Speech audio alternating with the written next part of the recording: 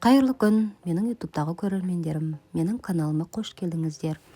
Мен сіздерге бүгін жұмсақ қалам тігілу жолын көрсететін боламын. Ол үшін ең алдымен қағазға өлшемін салып аламын. Ұзындығы 40 см, ені 26 см. Бірден матаға түсірмес үшін алдын ала осылай қағазға салып пішіп алған дұрыс болады. Осы дайындап алған қағазды бір-біріне қаратып, скотчпен біріктіріп аламын. Ұзындығын, енін кез келген өлшемде алуға болады. Енді біз қарандаштың бас жағын дайындайтын боламыз. Ол үшін бір қағазды алып, қолымен орап, өзіміздің дайындап алған өлшемнің ішіне салып, жан-жағын қаламмен сызып аламыз. Қаламның бас жағында кез келген өлшемде алуға болады. Ол әрине сіздердің өлшеп алған қағазыңызға байланысты. Және ұш жағынан ортаңғы беліне дейін 6 см немесе 8 см қылып алуға болады.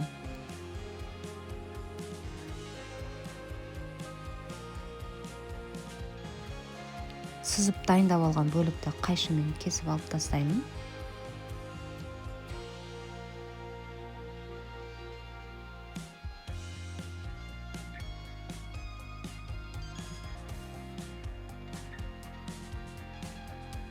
Осы жұмсақ қаламның басын ортасынан кесіп, бас жағындағы бөлікті кесіп алып дайындап аламын.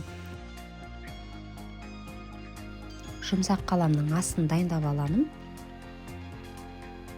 Осылай дөңгелек пішімді қағазға басып, дайындап, кесіп аламын. Келесі кезекте матамен жұмыс жасаймыз. Біздің дайындап алған қағаздарымызды осы матаның үстіне бастырып, пішінін бәрін дайындап аламын. Велюр немесе королевский велюр матасынан жасауға болады. Оң жақ беттерін бір-біріне қаратып, қаламның сабын, бас жақтарын осылай машинамен тігіп аламын. Тігіп алған бөлікті, яғни қаламның сабын ортасынан қалдырып кетеміз. Ішіне бізге салатын синтепо немесе халафайс салатын орын қалдырамын. Келесі кезекте қаламның, яғни оң жақ беттері ішіне қаралады. Бас жағын ішіне кіргізіп, қызыл мен ақ түсті матаны тігін машинасымен айналдырып тігіп шығамын.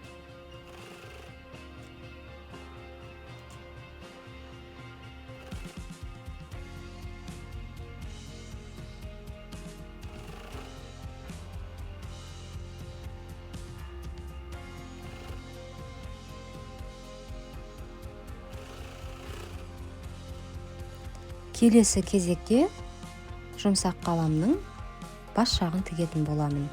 Тігістерін қарама-қарсы қаратып,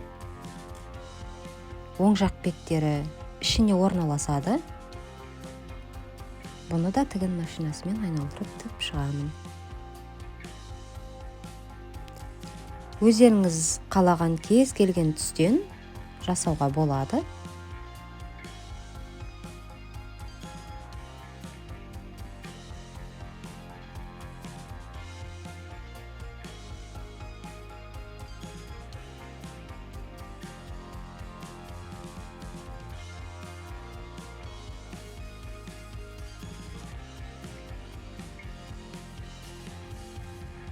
Ендігі кезекте қаламның табанын тігіп шығатын боламын, яғни астыңғы бөлігін.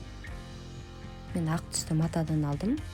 Астыңғы бөлігіне матаны орналастырып, оң жақ беттерін тігін машинасымен айналдырып тігіп шығамын.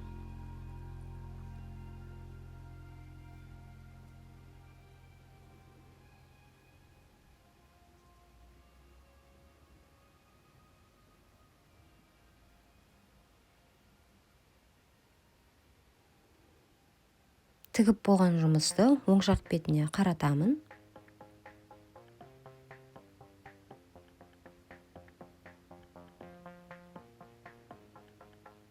Ендігі кезекте ішіне сіздер қалафай салсаңыздар да болады. Мен синтепон саламын. Ең бірінші жұмсақ қаламның бас жағын келтіріп салып аламын. Бас жағы біркелкі әдемі шығып тұру үшін.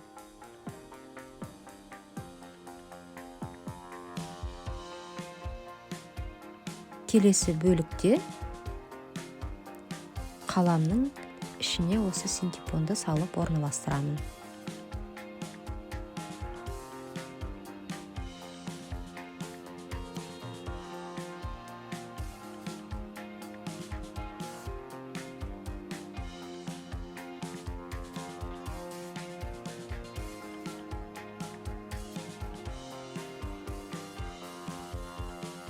Синтепон салынған жерін осылай инемен тігіп аламын.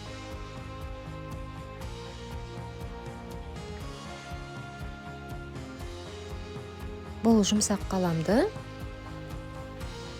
қырқынан шығаруға, бір жасқа, үлкен тойларға да сыйлық ретінде ұсынса болады. Дорбаға салып апаруға болады, әр түрлінен тігіп.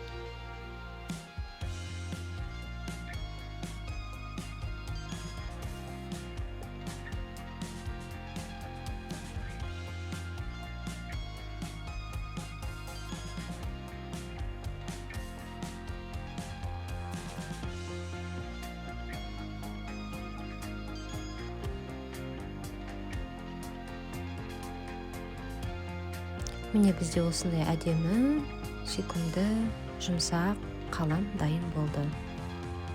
Сіздер де жасап тігіп көріңіздер. Менің YouTube каналыма тіркеліп, пікір қалдырып, лайк басып отырыңыздар. Алдағы уақытта басқа да өзімнің қолөнер бұйымдарымен бөлісіп отыратын боламын. Сау болыңыздар.